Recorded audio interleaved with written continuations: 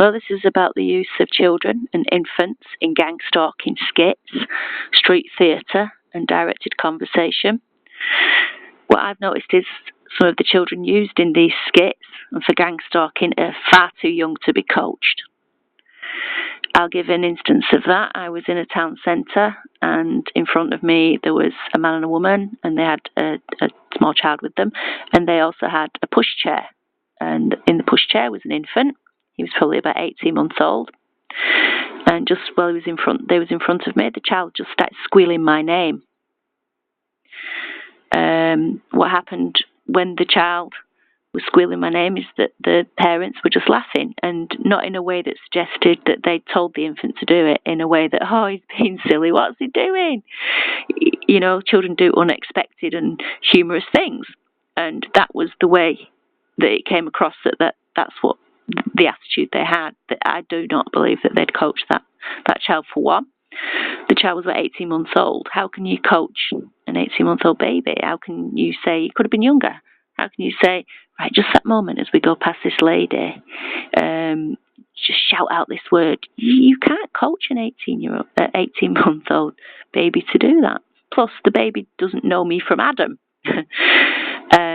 How do they know what I'm going to look like? How did they know I'm going to be at that particular point on that street at that particular time? So I'll tell you also what I observed, that when the child, just slightly before the baby, shouted out my name, and he didn't just do it once, did it several times, he had a kind of a spasm, like his head jerked back onto his shoulder, like he was having some kind of a mini fit. It was definitely a spasm. And his head jerked back and started shouting my name out. And then when they'd gone past me, he was still doing it, but louder, really loud, like at the top of his lungs. And to me, that was so obvious, and it was a big shock. Like I said, my name isn't particularly common. And to me, it was obvious that child had been triggered by some kind of frequency to do that, because of what I've just explained, and the fact that you can't coach a child to do that. I was also gang stalked very shortly after that as well, and people taking photographs of me. I'm not particularly unusual looking, you know, and that happens quite often. If I dare to sit down in a town centre, I'll either get burnt, or people will come and take photos of me, or something unusual will happen that never used to happen before my targeting. Never. So you have that instance where I am putting to you that what is happening to me, if you look at one of my audios, which is audio proof, gang stalking and other things, then what is being done to me is a constant. I'm not sure if it's 24 hours a day, I suspect it is, but a constant in public places. Hypnosis. It's just like a constant running of paraliminals, which are hypnosis, transmissions directed to convince me that people around me are doing and saying things that they're not. And I suspect that this kind of transmission, broadcast hypnosis, is being used on members of the public to influence them and trigger them into getting them to say and do things that they wouldn't normally do. And children and infants, I think, are particularly susceptible to this. I really do think that, because either that or you have a completely different species of human that is doing this. It's got to be one or the other, or a combination of both. It's just not normal. I've also got other instances where they use children. They use children quite a lot, like 4 or 5 children. I noticed I was walking down a place where I normally go, and there was a white car, and it was going so slow, as slow as I was walking on the other side, and really, really slow, and it stopped. And because of what's happened in the past, I expected something unusual to happen, and it did. And just suddenly out of nowhere came a group of young children between the ages of, say, 6 and 12. And they were all linking and skipping. You know, there was obviously attracting a lot of attention. There was all linked together, taking up the pavement, skipping, singing very, very loudly. And on their phone, they had this song, and it was about a cat. What a coincidence, of course.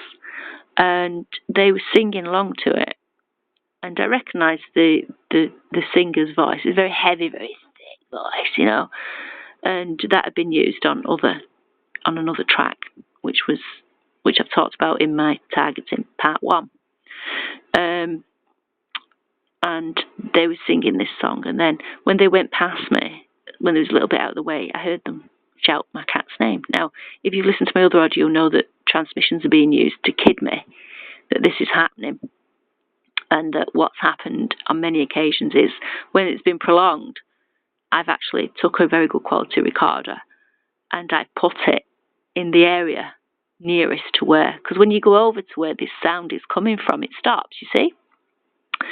I put it there and then gone back to the original point where I'd been stood, where I'd heard it from, and kept my eye on the spot, you know, in case anyone's going to go and nick my recorder, which I've hidden.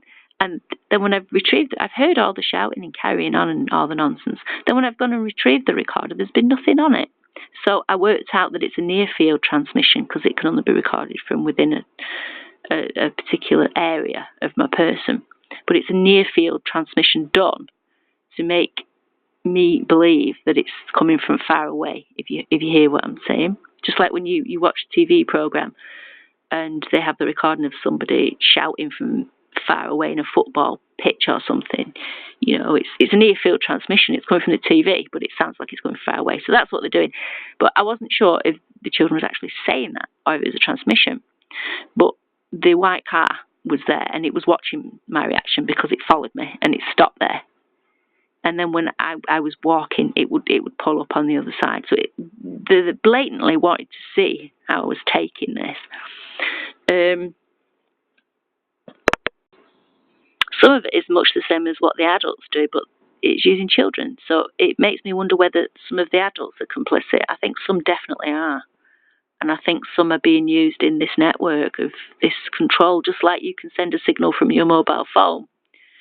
Somebody or a computer, I think, once it's set up, it sends a signal to the area around the person, which makes people within that area behave and amplify. Because the victim's thoughts are amplified, mine are. I've been able to record them with an electromagnetic receiver. Something is going on in the vicinity that makes complete strangers echo your thoughts back to you. Or if it's not a thought, if it's something like a visualization, they will act it out back to you. Only you can know that that's going on. Like I said, it is possible, if you're a victim of this, it is possible to record your own thoughts with an electromagnetic receiver, but they don't come out in your voice, they come out in another voice, which is probably what is being used for the artificial intelligence. So I'm beginning to suspect, I definitely know that a transmission is being done, which involves constant paraliminals, constant mind control transmissions. The things that have been used on, alleged to have been used on the Navy Yard shooter, Myron May, and other people that have been just gone crazy, you know. This constant subliminal input, which what I've noticed is over time, you don't hear the subliminal input, you hear what you believe is people around you saying it. It's so sick and evil and twisted. But if you want to know more about that, I have more about that online. If you look under my audio proof video, I give full explanation about that. So how it is being done is, I believe that within the vicinity of the target there is some kind of a field, and that field amplifies the target's thoughts, undoubtedly. Not only the target's thoughts. By thoughts, I don't just mean words. I mean visualizations, images, subtle feelings, things like that. It amplifies it. And anyone coming within that range is affected by it. So it serves as a secondary transmission to them, affecting them in some kind of a way. I don't know if these things work concurrently or if they're switching. For instance, they're switching to broadcasting the paraliminals to the target in order to convince the target the people around them are saying and doing things they're not. Or if they switch that off and then put the other one on, which is the transmission of the target's thoughts and feelings and things to people, and they're just picking up on it and feeding it back to the target because it's greatly amplified. It's a kind of extreme projection, telepathy. You know, like you have people, they can move things by with their thoughts. Is it called telekinesis or something? I'm not really well up on that, but I do know people like Uri Geller, and they can move things with their thoughts. And this is very similar. And it certainly is nothing that I was born with or that I've worked on or had in my entire life. This is definitely due to targeting. And it wouldn't be unreasonable for that to be one way of how these people are being influenced to do and say things. But how they're being influenced to do and say things you're not thinking of at the moment is obviously something else. I don't think they're using one technique. I think they've got a whole bunch of techniques that once they've put whatever it is on the target, whether it's implants, whether it is some kind of interference with the brain waves to make them work in a way that they can manipulate the environment with, the local environment of the target with. It's something based along those lines. Once they've done that, then they've got a whole bag of tricks that they can use to destroy, influence, and subvert that target's reality with. And going back to the use of children, what I've explained here isn't just one incident. I could give you a big log of all the incidents that have happened where varied things, extremely unusual things have happened, and they have been to do with children, and they do use children a lot. Whether, again, some of it, yeah, they can tell the children go up to where do this, and I've actually heard that and seen that being done. But that is the sort of thing that everyone can accept.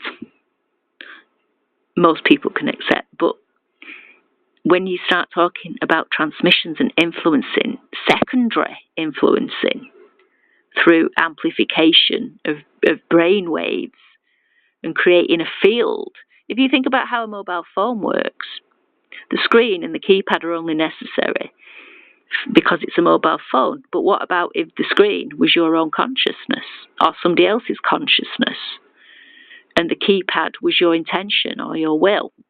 So only a very tiny amount of electronics is needed. If you get rid of the screen and you get rid of the keypad, only a very small. And that is a Wi-Fi transmission. It's done through the air. So it's not out of the bounds of reality to believe that this, what I'm explaining, can be accomplished. It's pretty much works along similar lines. Okay, thank you very much for listening. God bless.